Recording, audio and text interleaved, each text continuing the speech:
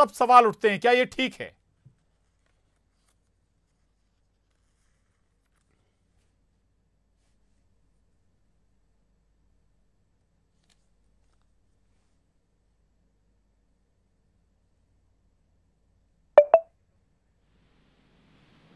राजनेता है, उनको नीति के ऊपर चलने के लिए हम लोग प्रेरित करें। और जब अंततोगत्वा यदि लगता है कि राजनीति के हाथ से बात निकल रही है, तब जाकर के संत अपने हाथ के अंदर सत्ता लेता है, और उसको भी तब तक ही लेता है जब तक कि वो नियमन के रूप में हो जाए, वो बिल्कुल राइट फॉर्मेट में आ जाए और समाज के अंदर न्याय व्यवस्था लागू हो जाए और राज्य का विकास हो जाए। अन्यथा संत का राजनीति के अंदर प्रत्यक्ष उतरना उचित मैं नहीं मानता। उसे एक सलाहकार के रूप में, नीति निर्धारक के रूप में और साथ में ही दंड निर्धारक के रूप में उसे अपनी भूमिका निभानी चाहिए। बिल्कुल, बड़ी बात आपने कही है और बात को आगे बढ़ाऊंगा। मैं गोविंद मालू जी के पास जाऊंगा। गोविंद मालू जी, ऐसे बयानों के जरिए या फिर बिल्कुल बड़ी बात है, ये बहुत आसान होता है कि कोई भावनात्मक मुद्दा उठाया जाए या उसका लाभ लिया जाए। और दुखद बात यह है कि इसमें हम ये नहीं कह सकते कि कोई एक दल इसमें शामिल है। लगभग सारे दल अलग अलग तरह से उसमें शामिल होते हैं और धर्माचार्यों को भी कम से कम उनको सिर्फ धर्म की बात करनी चाहिए, धर्म की बात करना चाहिए, शास्त्र की बात करनी चाहिए। और अगर सत्ता धर्म से विलग होती है, धर्म से मतलब कोई पूजा पद्धति नहीं, धर्म का एक सबसे छोटी परिभाषा है मेरे समझ में, धारयति इति धर्मः, जो धारण करने योग्य वो धर्म है। जनप्रतिनिधि का धर्म है कि वो जिन मुद्दों पर जीत कर आता है, जिनका वो प्रतिनिधित्व करता है, उनकी बेहतरी के लिए काम करे। तो राजनेता का ये धर्म है। धर्माचार्यों का धर्म ये है कि वो शास्त्रोक्त बातें लोगों को बताएं और लोगों के सामने उसकी व्याख्या करें। यानी कि जो सियासत है वो मौका ढूंढती है भाई, ऐसा कि किसी मसले के वेग पर सवार हो और सियासत अपनी पार लगा ले। आसान होता है, आसान होता है। बिल्कुल। भूपेंद्र गुप्ता जी, सवाल यही है भाई, रामभद्राचार्य आखिर क्या जरूरत उन्हें पड़ी कि भाई सियासत से उन्होंने जोड़ दिया कांग्रेस बीजेपी को, दो बड़े सियासी चेहरों को जोड़ दिया, कैसे देखते हैं आप? देखने जैसा कुछ है नहीं। निरंतर जब से मानव सभ्यता का विकास हुआ है, तब से जो है धर्म और अधर्म के बीच में ही संघर्ष हो रहा है, उसकी लड़ाई चल रही है। निश्चित रूप से ये पहचानना चाहिए देश को, समाज को, जनता को, अधर्मी कौन है। जो लोग जो है मणिपुर के अंदर सड़कों के ऊपर स्त्रियों को नग्न करके उनके साथ व्याभिचार करवा रहे हैं, वो अधर्मी हैं। जो लोग जो है निर्दोष लोगों को नूह में हत्या करवा रहे हैं, वो अधर्मी हैं। जो लोग जो है स्कूल जाती हुई बच्चियों का अपहरण कर उनके साथ गैंगरेप कर रहे हैं, वो अधर्मी हैं। जो लोग जो है एक बच्चे की सरेआम सड़क पर हत्या करते हैं और उसकी माँ को जो है नग्न कर देते हैं, निर्वस्त्र कर देते हैं सड़क पर, वो लोग अधर्मी हैं।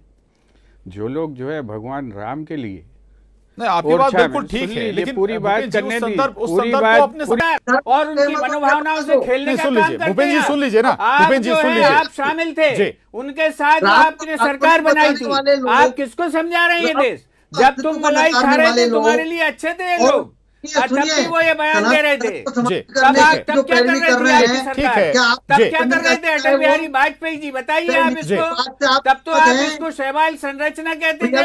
आप जो है आप लोगों की मनोभावनाओं के साथ खेलना चाहते हैं। आप कांग्रेस का ये रवैया के सनातन धर्म को समाप्त करना चाहिए। जी बिल्कुल है जी, धर्म के अंदर धार्मिक अधार्मिक व्यक्ति भी है।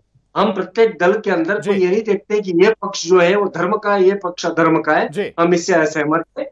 हमें मालूम है कि हमारे प्रत्येक दल के अंदर इस प्रकार के शिष्य हैं, इस प्रकार के धर्मालु हैं, जो कि धर्म की नीति के ऊपर चल करके अपनी राज्य नीति करते हैं। राजनीति और राजनीति का भेद वो जानते हैं, जो सेवा भाविता के अंदर चलते हैं, जो परस्पर मतभेद या परस्पर विद्वेष को अपनी भाषा ही असहिष्णुता में नहीं लाते हैं।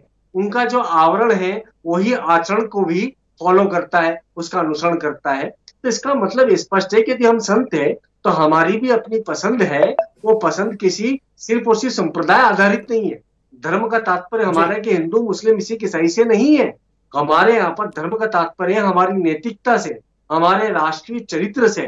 तो जो उस चरित्र के अनुरूप उस चरित्र को उत्थान करने के लिए बात करेगा, चाहे वो किसी भी राजनीतिक दल का हो, हमारे जैसे संत उसके साथ सदैव हैं और उसके साथ आशीर्वाद हमारा सदैव रहता है। हम किसी प्रकार का पक्षपात या भेदभाव राजनीतिक दल या उनके एजेंडे के आधार पर नहीं करते जी। ठीक ठीक बात है। भूपेंद्र गुप्ता जी, भाई आपके गठबंधन इंडिया गठबंधन का एक नेता अगर सनातन पर सवाल उठाता है तो क्या उस पर जवाब देने का अधिकार भी संतों को नहीं होना चाहिए? हमने किसी संत पर तो टिप्पणी नहीं की, ये तो आप कर रहे हैं टिप्पणी, और आप मेरे को उकसा के मुझसे जवाब चाहते हैं। ऐसा क्यों करना चाहते हैं आप? हमने तो ये कहा है कि धर्म अधर्म का जो संघर्ष है जब से मानव सभ्यता पैदा हुई है तब से चल रहा है, और इसमें हमें धर्मी और अधर्मी को पहचानना चाहिए और संतों को इसमें मदद करनी चाहिए अधर्मियों को पहचानने में। जो लोग सड़क पर स्त्रियों के साथ बलात्कार करवा रहे हैं और कह रहे हैं कि ऐसे तो 1000 किस्से हो चुके इस देश में, वो अधर्मी है कि धर्मी है, आप बता दीजिए। जो लोग सड़क पर स्कूल जाती हुई बच्चियों को स्कूल जाती हुई बच्चियों को जो लोग अपहरण करके भारतीय जनता पार्टी के लोग अगर उसके बाद रेप कर रहे हैं, गैंग रेप कर रहे हैं, वो धर्मी है कि अधर्मी है? आज भोपाल में जो है एक दलित के चेहरे पर पेशाब करने वाले लोग धर्मी है कि अधर्मी है?